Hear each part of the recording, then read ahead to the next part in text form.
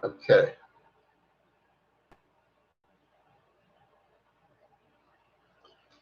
All right. It is August 9th, and we're only a few months away from the election, and we still don't have another agreement. And who knows what direction this country is heading into, but I'm not so sure it's good, but we're trying our best, I suppose, in spite of the government that we have. So what do we talk about today? There's just so much to talk about. The inability of the Democrats and the Republicans to do anything serious, while millions and millions and millions and millions of people are unemployed or underemployed, not getting benefits, not getting any money, any income, barely able to survive. So the Congress and the president are doing nothing. They are politically posturing. I'm not even sure why, because they basically are in the same group of people. They are all somewhat wealthy to one extent or the other. Their interests are satisfied, more or less. And meanwhile, people who are making less than a few $100,000 a year, those people are, their situations are critical at this point. Meanwhile, we have a number of large issues that are not being resolved. One is the virus, where if the federal government had a mature leader, we would have a singular policy nationwide where there would be federal resources just pushing the door down on solutions. In the meantime, before those solutions come about, you know, there's not a federal policy to this day concerning wearing masks or any kind of policy. As a matter of fact, this administration has pushed the insane to the limits. They have taken us out of the WHO, World Health Organization. They have pretty much sidelined the CDC. It just is insane, really, what this administration is doing. It is breaking down the structure of uh, federal support to the people who live in the United States, concerning all types of disasters and medical problems. They're defunding everything, and they're centralizing power. And they're doing it illegally through executive orders, executive power that doesn't exist. We have a judiciary system at this point that does not include special prosecutors on the federal level like we did during the Nixon era, where federal prosecutors, federal investigators went after the president, and the United States Senate went after the president. We do not have a checks and balances at this point because the Republican Party still controls the Senate. So we have a big problem. We have a lot of problems, and they're not being solved. They're not being addressed. They're not being solved. I mean, they aren't even being addressed. So if you compare this presidency to any other presidency, if you go back, I don't know. If you go back as far as Kennedy, the difference between this administration and the Kennedy administration, for those people who really don't know John Kennedy, who have never heard him speak, who have never heard policy or a mature president give a speech, I suggest you watch John F. Kennedy on any number of issues, whether it's the moon or whether it's war, or whether it's world um, political power and geopolitical policy, whether it's healthcare at Madison Square Garden. Um, John F. Kennedy was a mature, experienced human being who had been through war during World War II and nearly got killed, and actually was a very experienced politician in that he was a congressman, he had been a senator, and his father being, of course, a diplomat to England, ambassador to England. There's no comparison. And for those of us who have lived long enough to see Kennedy and see this moron in the White House, it's beyond pathetic and all of that. It's insulting to our Americans, to the American Constitution. It is insulting, and it is it's criminal what has happened. I talked about it actually. Probably, I think I talked about the Electoral College in my first news show, about a month ago now. The Electoral College is the culprit, is the surviving legacy of slavery. The Electoral College is a failed system, an insane system in a democratic nation, in a democracy, where one person's vote should equal everybody else's. And we do not have that. And we never have had that under the Electoral College. The Electoral College is a surviving legacy of slavery, where it is part of the 3/5 rule, where the Southern slaves were counted as 3/5 of a human being. That is the Electoral College. And for it to actually still be surviving now is an insult to every single person living in this country. And that is the way, the backdoor way, the undemocratic way, the fascist way that people who do not get the popular vote are elected, like Bush Jr., that idiot, in 2000, who then takes what Clinton, whether you like Clinton or not, he provided Bush with the healthiest economy that we had since the 60s. And Bush, of course, runs it right into the ground, takes us into wars that we should have never been in.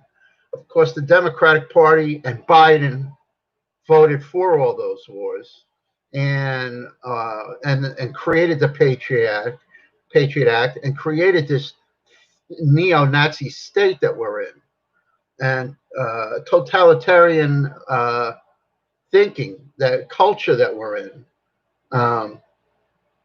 You know, the police have always been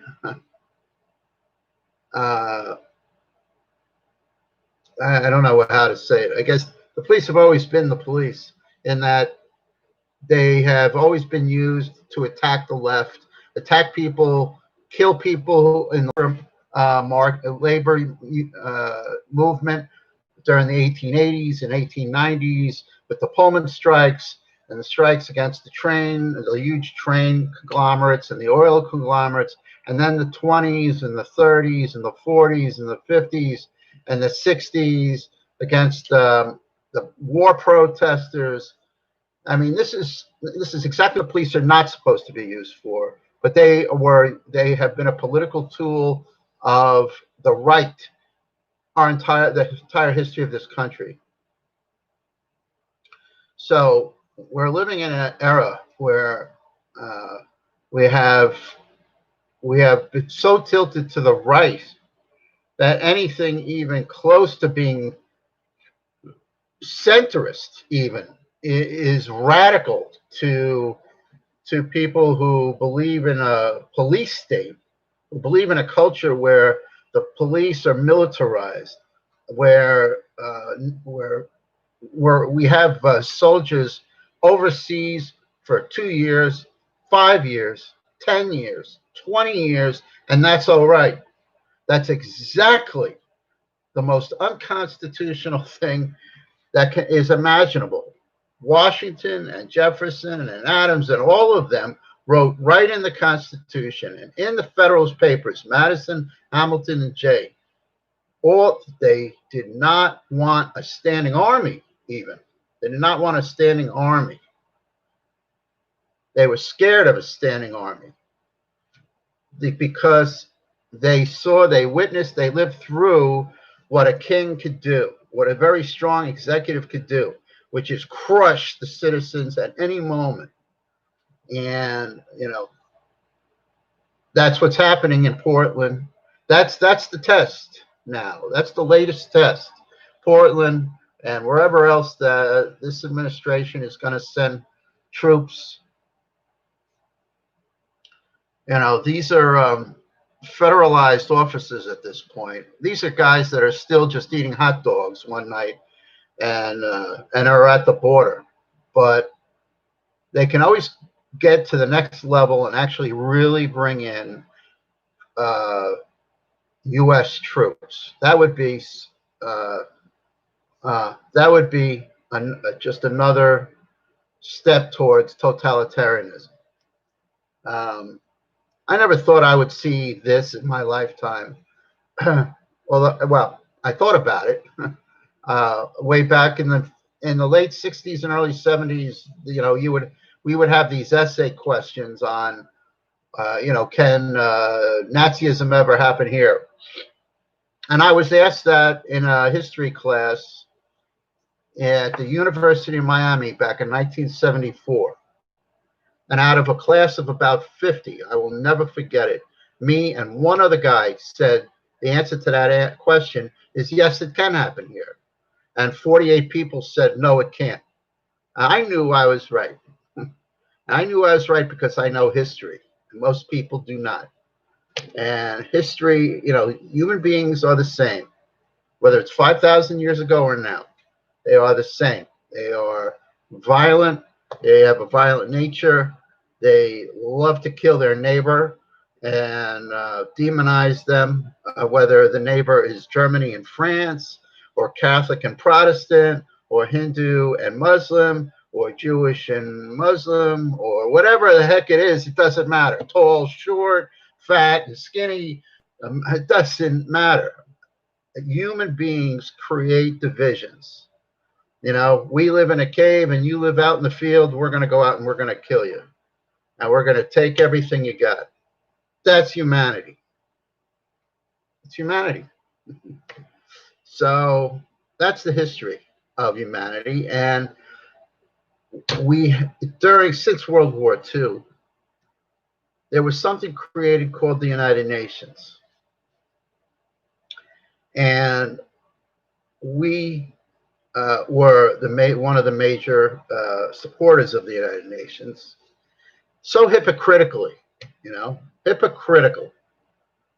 Because the United States, the history of the United States since the United Nations has been to basically break every law there is internationally. We have overthrown governments on every continent illegally, without the knowledge of our own citizens.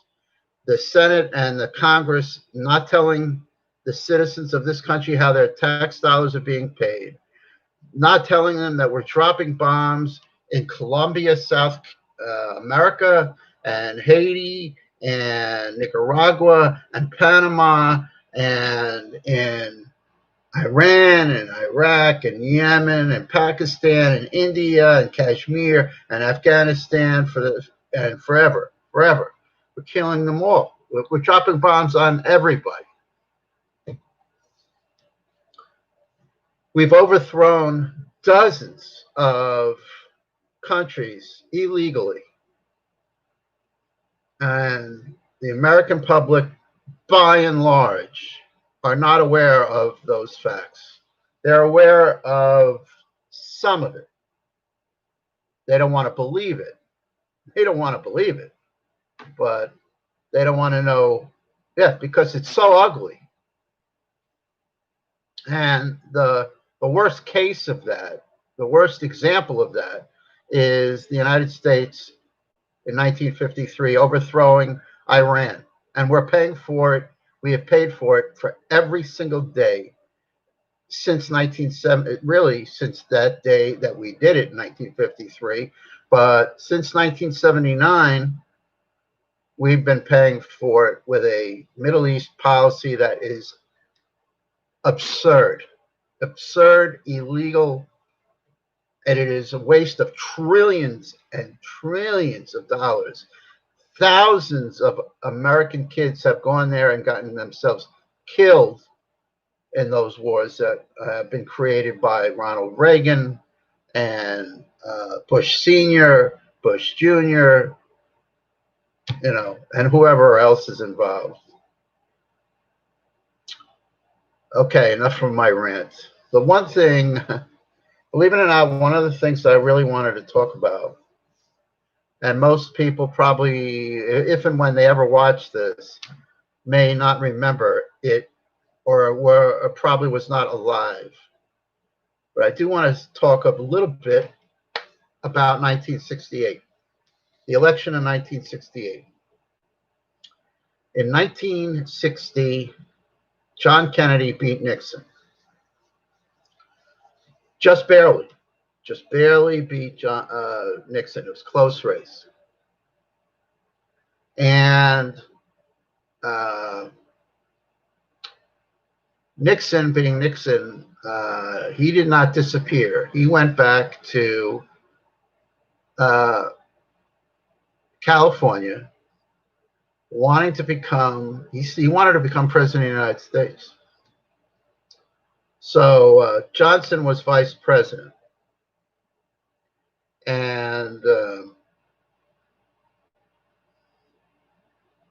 Vietnam started to become an issue throughout the 1950s. Now, I don't want to get into this too deeply, but during the 1950s, the CIA was already all over Southeast Asia. And they were freaking out that China had gone communist, and during 1949, and the nationalists had fled to Taiwan. So we get into a war in Korea because North Korea and South Korea, we kept South Korea as if it was any of our business. But so what was one country became two countries in North and South Korea. Tens of thousands of Americans died over that, which is really insane. The U.S. Congress never declared war, so it was an illegal war. Illegal. It was illegal. So now we have Vietnam coming up. Vietnam, same thing. On the northern, Vietnam is just one country. The French were the colonial power there. The French, they had been there 100 years, and the Vietnamese wanted them out. And so they left. The French after World War II were so weak that they had decided they had no money, and they decided to take their men out. After being slaughtered at a very famous battle that of course I can't remember the name of right now, and in 1954. So the French are gone, but the British actually step in, of course. And then, of course, the United States opens its eyes and goes, holy moly. There are a lot of natural resources there in Southeast Asia. Maybe we should walk in. So the United States gets involved in and creating a war between North and South Vietnam. The North Vietnamese stay communist. South Vietnam supposedly stays free. Okay, so John F. Kennedy, after he was elected, did throw in a number of advisors, a few thousand advisors, or as many as 20,000.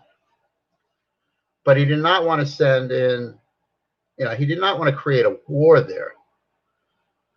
So without getting too much more deeply into that, and the Bay of Pigs that also happened, because the CIA wanted to kick out Castro from Cuba, and they thought that was going to be a cakewalk.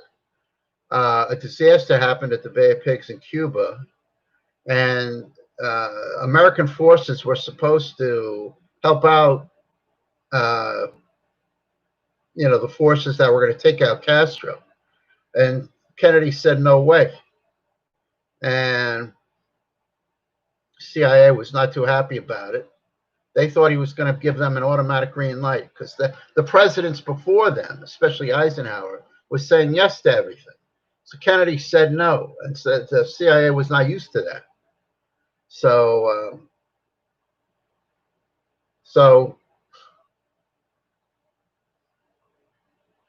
Kennedy fires a number of guys. Dulles, a guy named Cabell, not sure how to pronounce that. But that guy is who was also in the CIA. Dulles was in charge of the CIA. Kennedy gets rid of him. And year and a half later, Kennedy is assassinated in Dallas, as we all know. Dallas. And who is the mayor of Dallas? Who's the mayor of Dallas? Cabell's brother is the mayor of Dallas. Guy who was like the number 2 guy at the CIA, his brother is the mayor of Dallas. No investigation, no nothing. That's how the city of Dallas and all the police officers and all the things that happened that we all know all happened so wonderfully easily for that assassination to happen. Now, personally, me being old enough to have remembered that event, I have never believed the stupidity of the Oswald killing Kennedy. And, in 1974, when the Zapruder film was first aired on TV, it took 11 years for that to come to light. And I'm sitting at the University of Miami watching it for the very first time on national TV, and you see it, and right in front of your eyes, the entire lie of the Warren Commission is right in front of your face, because there are bullets coming into Kennedy's body from at least 3 different directions. Front, back, and the side. So you don't need anybody to tell you whether it's Oswald or not. The Zapruder film shows you straight out that it was a conspiracy, that more than one guy was shooting guys all over Daley Plaza. And there were a lot of deals made to have that done, I believe. I believe Johnson and Nixon were both in on it. They were both in Dallas that day, as was, by the way, George Bush Sr. And almost all the guys that were involved in Watergate and the Bay of Pigs just happened to be in Dallas also. What a coincidence. Wow. I don't need people to tell me whether it's a conspiracy or not a conspiracy. Again, I was old enough to remember the event. Yeah, I remember Kennedy's funeral.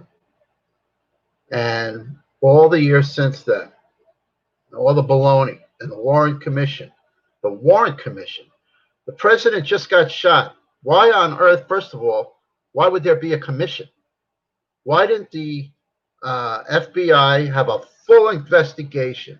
Why didn't the Congress of the United States have a full investigation?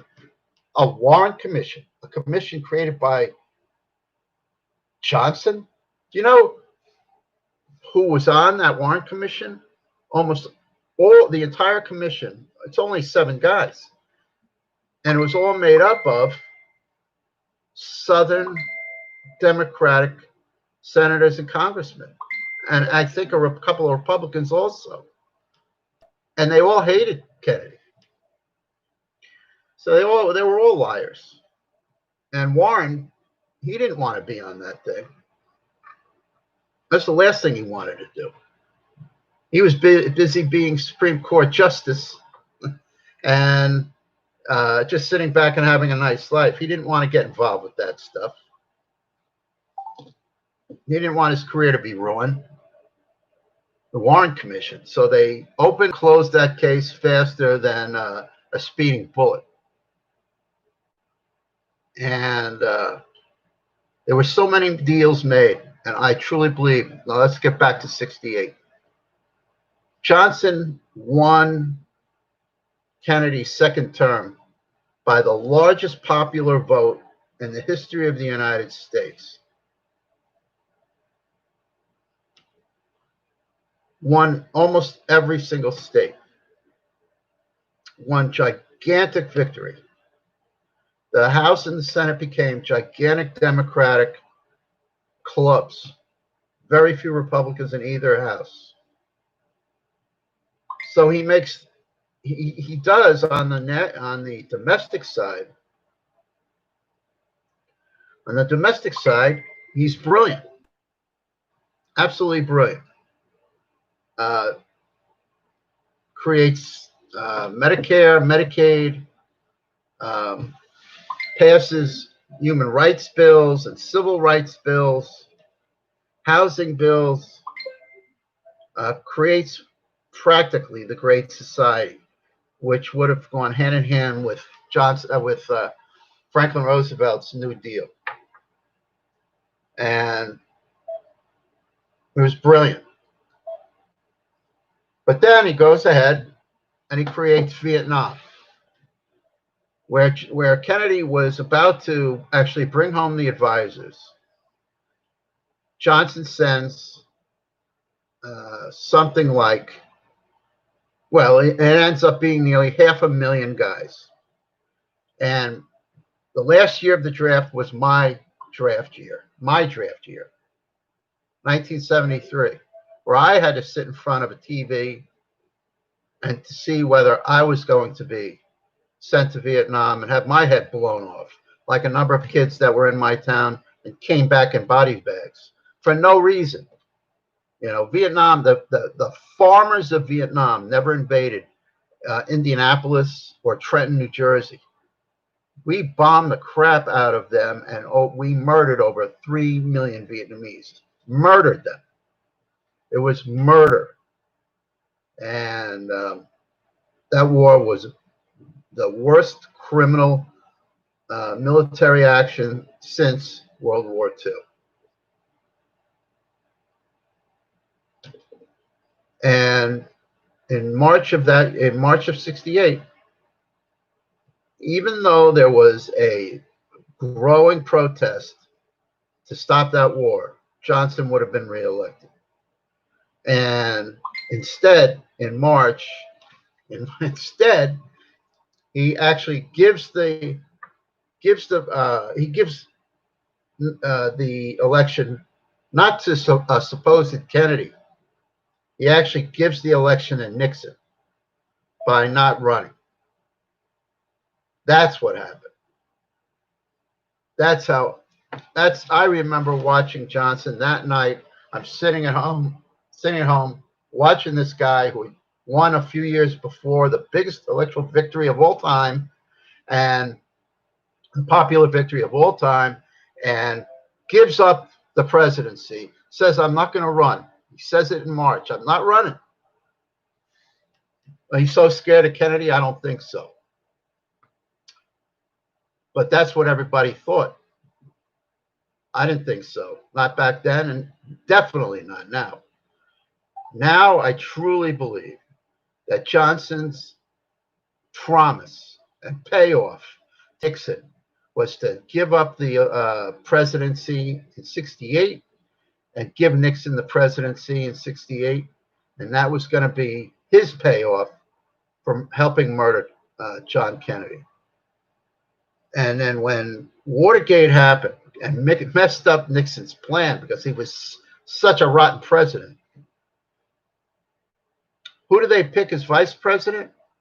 Who do they pick? They pick Gerald Ford, a nobody, to be Nixon's vice president. Nobody in Congress from Michigan. Nobody. He's done nothing. One of their leaders who did nothing. But you know what he was? He was on the Warren Commission. He was one of the guys on that Warren Commission who said Oswald killed Kennedy. He was one of the guys who lied his whole life. And he lied to the American public about it. He becomes president. This idiot becomes president. President Ford. Another moron. And another liar. And he got his payoff by becoming president. So you got Johnson and Nixon and Ford, all part of the Kennedy cover-up, and all of them become president. But one guy on that Warren Commission who did actually talk against the Oswald theory was Hale Boggs. He was a congressman from Louisiana. And guess what happens to him? You don't have to guess very hard. He died in an airplane crash, of course, with another congressman up in Alaska, just outside of Anchorage. Of course. Back in, I think it was 72. And of course, you know, we have already landed on the moon, but they can't find the airplane. Now this thing was not on like some, you know, path to Nome, Alaska or to Russia. It was right outside of Anchorage. Or it was, I think, outside of Juneau. And it was on a flight, just a regular flight path between one city and the other. It was very easy to find that airplane. So they make big stories. They can't find it. We've been to the moon already, but they can't find the airplane in Alaska. All right. So I wanted to get that off my chest. That's just some of the things that have happened that not everybody has forgotten. I have not forgotten the 60s. All the crap that went on and how the baby boomers got screwed from really sending our resources to having a more peaceful world and trying to have a cleaner world, cleaning it up and making it a better place to live instead of the crap that we are now leaving the generation that is trying so hard to, you know, now fix things that we have left them. We have left them a world that is environmentally a disaster. It is politically a disaster waiting to happen now. This world is on the edge. We are coming to another possible, very large conventional war, not military, not a nuclear war, but a conventional war between the United States and China. And I've spent some time in the last number of years in the Philippines. And Philippines and Vietnam, Taiwan, the South China Sea, that's where it's all going to happen. There's a lot of military buildup going on there and has been going on there now for the last 20 years.